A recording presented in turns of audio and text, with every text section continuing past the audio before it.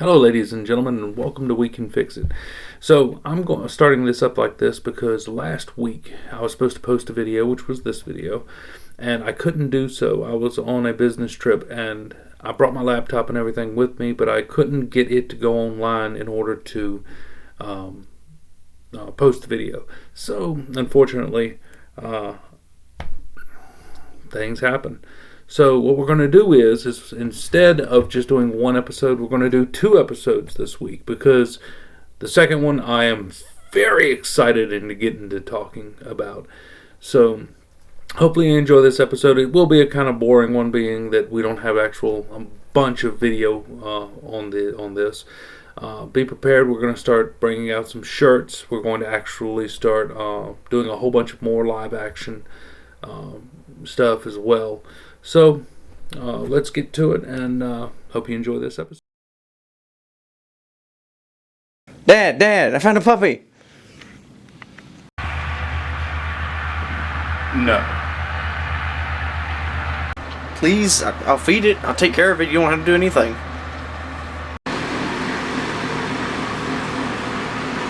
It's rubbing on my foot. I think it likes you.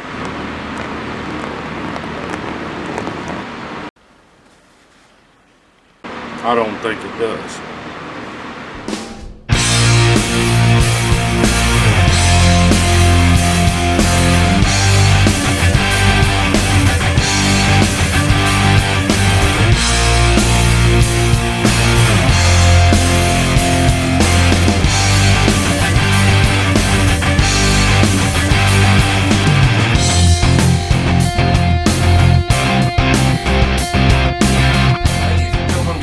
We can fix it to where if we work together, we can fix just about anything. My name's Danny, and today we will be working on a 1970 Dodge Charger.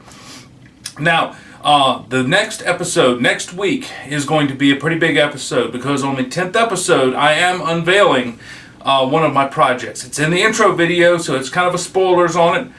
But if you know any DC fans, anybody that loves DC, tell them to tune in for the next week's episode of We Can Fix It because it's going to be epic. Ladies and gentlemen, welcome back to We Can Fix It. Today, I'm working on my buddy's 1970 Dodge Charger.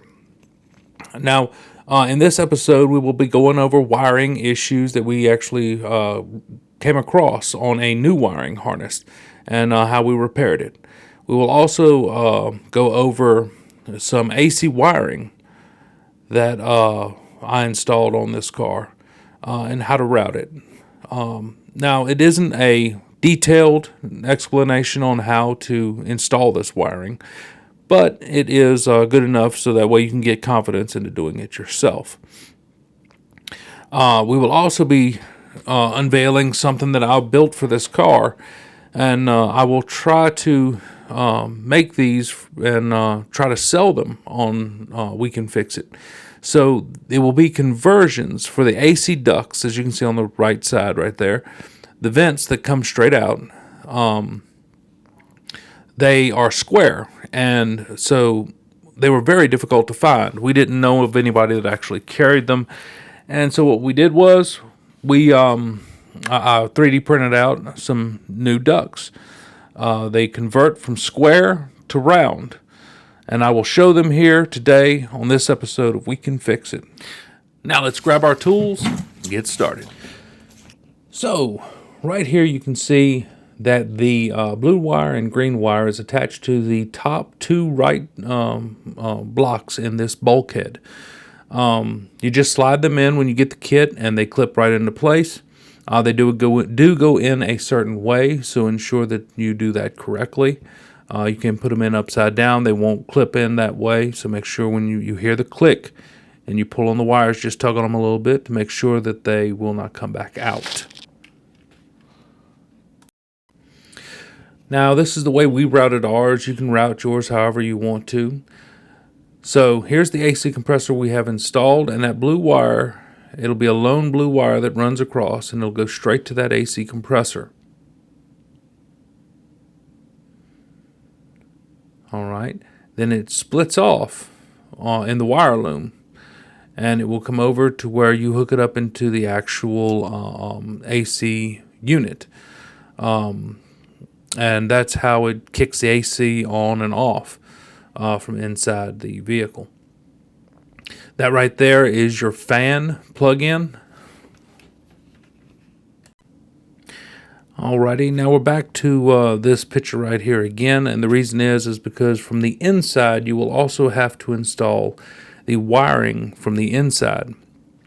Just make sure that you, when you put it on the inside of the bulkhead, when you click them into place, that you're clicking them in sequence with the outside. So green goes to green and blue goes to blue.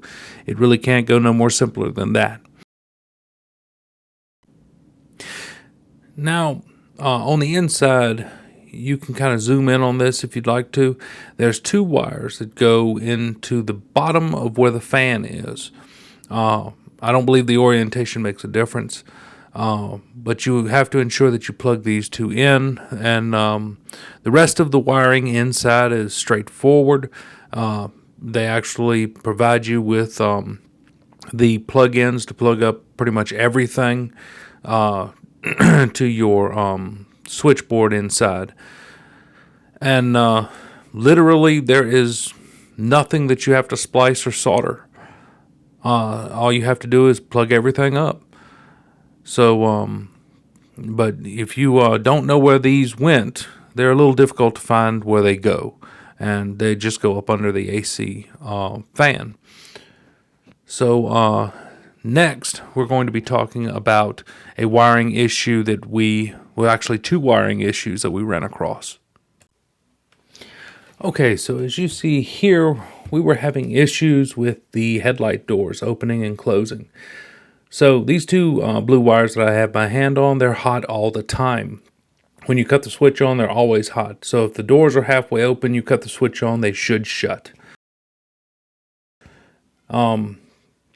So the green wires go out to the doors in order to activate them opening. And you can switch them up on, but it really would take some effort to do so. The connector on the side that has that blue wire coming out, well, that blue wire goes up to the light switch. That push connector, if it is not getting no power coming to that blue wire, then it does not know to open the headlights. And we ended up having to run our own wire up to the connector. And this is off of a brand spanking new wiring harness. So just make sure that you're getting power to all your connectors on these wiring harness, because sometimes apparently they don't put them together properly. Well, I didn't mention this in the intro, but this little added extra bit that we did to the car, and it hurt my feelings. It really, really did. I'm playing it in slow motion so I can kind of explain what was happening. So my buddy bought all of the brand new interior for the car, all of the plastic panels and everything. So his son had the car with black panels in it, and he wanted to change it. I'm sorry, with wood grain panels in it, and he wanted to change it to black panels. And here it is. It hurt me to no end to have to cut up this brand spanking new radio panel. And I dremeled it out, got it as best as I could, and it really hurt my feelings, and I really did not want to do this. I would much rather have put a factory style radio back in this car, but you know, it's not my car, and that's okay. It's his. He can do whatever he wants to with it. It's just, you know, it's something you have to get over when you're working on a vehicle for somebody else. That sometimes what they want and what you think the car would look better with is not going to be the same thing. And that's, like I said, that's okay. But I was able to cut it out as best I could and get it installed so that way it looks good and it doesn't look too awful out of place, like somebody's cut it up with a jagged butcher knife, just like the last guy did. So it looks pretty good, and I'll show you what it looks like in the car here in a minute. Well, this is one of the dangerous issues that we found on the car. So naturally you get all of the wiring put together, and you want to ensure that the car is going to be safe and drivable without any issues. And this is the portion of the check that you have to do. You have to go around and you have to check for hot spots all over the car. You need to check for hot spots. And so we're running our hands around everything, and I just happened to grab the center plug-in on the bulkhead, and this blue wire with a white stripe was hot to the touch. It wasn't burning hot like it was about to melt the wire in two or anything of that nature, but it was turning the coating on the outside of it a gummy feel to it. And if you held your hand there long enough, it was getting to the point to where you almost couldn't stand the heat.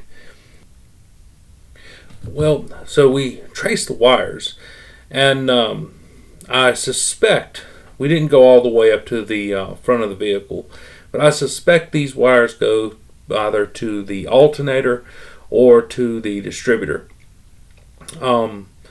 So it's 3 blue wires, such as this on the alternator, but there's 3 of them, and they're pretty heavy gauge. And if you look at the wire that was on the bulkhead, it is actually not that heavy of a gauge. Inside, it's a heavy gauge, but outside, it is not. And it is getting hot because it's too much resistance in the wire. So if you go from the bulkhead to about behind the carburetor, you will actually see that there is the connection right there. So you'd have to cut it back to that point, and you'll see that connection right there. And once you get to that point and replace that wire with a bigger wire, you'll find that the inside, outside, there will be no more hot spots anymore. That was one of our biggest issues with the wiring kit that he purchased, was finding that one issue. Aside from, like I said, the wire not apparently making a good connection to the relay for the headlights. Now this is my creation. In order to change the vent from square to round. And this is kind of the second version. When I decide I'm going to put these out for sale, I'm going to make a more robust version of this, so that way it can stay in the car a little bit better, which I made one that was pretty robust for my buddy. I made it completely solid, essentially. So let's see here. So right here you can see the vent that is next to the doors. I think this is the passenger side, if I remember correctly, that we had removed. And I can't really do it too awful good with one hand, but you'll see here in a second that my invention will slide up onto the back of that. And pretty much it is pressure fit, so you don't have to worry about putting a screw in it or anything of that nature. As long as your vents have a factory shape to them, they ain't warped up or anything of that nature. But you kind of get the idea right here. It just slides onto the back. The third version I did slid onto the back of that a little bit more tighter, as I said, a pressure fit. That right there is a little loose. But you get the idea right there. And right here is the finished product. Now, this is hooked up to one of the vents. at the moment that go up to the upper ductwork for the defroster. But the original ones are square, and they transitioned to round. And so what I did is essentially I just made my transition at the vent itself. You can buy new round tubing. You have to measure the inside diameter of your tubing, and then you just buy some tubing off Amazon, somewhere like that, and run it all the way through that area back to your vents. And instead of spending hundreds of dollars on trying to find a factory style vent hookup, which, your car, if you want to do that and you have the money to do it, by all means. Some people like full factory stuff. On this vehicle, we could not find them, and if we were able to find them, they were kind of cut up or sliced a little bit, or they needed some attention. And if they didn't, they were pretty expensive. But essentially what we did here is create this and made a simple, easy way to hook up the vents without having to go through the headache of trying to find an original vent setup. We also set up a brand spanking new dash for the vehicle that's digital. Essentially, it's digital. And it really looks good. I believe it was Jegs is where he got this dash panel off of. And I'm telling you, it is outstanding. It is really neat. And so, if unfortunately I didn't video any of the installation of this, but essentially you get a box. You have to cut all of the original wiring off of the original harness, which also killed me because, again, it ain't original, and I like original. And then you just put it all together. And it tells you exactly where the wires go, so if you do it one wire at a time, you're more apt not to get screwed up and not know where everything goes. You can take the original gauge cluster out of the car and kind of follow the wires on the back to where they go. Now this right here came with a new oil sending unit. Oil sensor sending unit, and it also came with a new water temperature sending unit, and you have to install them. There's no route out of that. You have to install them to make them work. So if you happen to buy something that is of this design, just know you're going to have a little bit of work ahead of you before you can actually get it to run properly. But essentially, that's it. That is all we have for the 1970 Dodge Charger. If anything changes, I will post something about it. And luckily, we are starting to get out of just these picture modes. We're actually going to start getting into more video because we're coming up to date on everything that we are doing. So the further that we go, the more interesting, hopefully, this series will become. And the next video is actually going to be today. So just keep in mind that today is going to be 2 videos in one because I missed last week. It's unfortunate, but I didn't have no internet signal.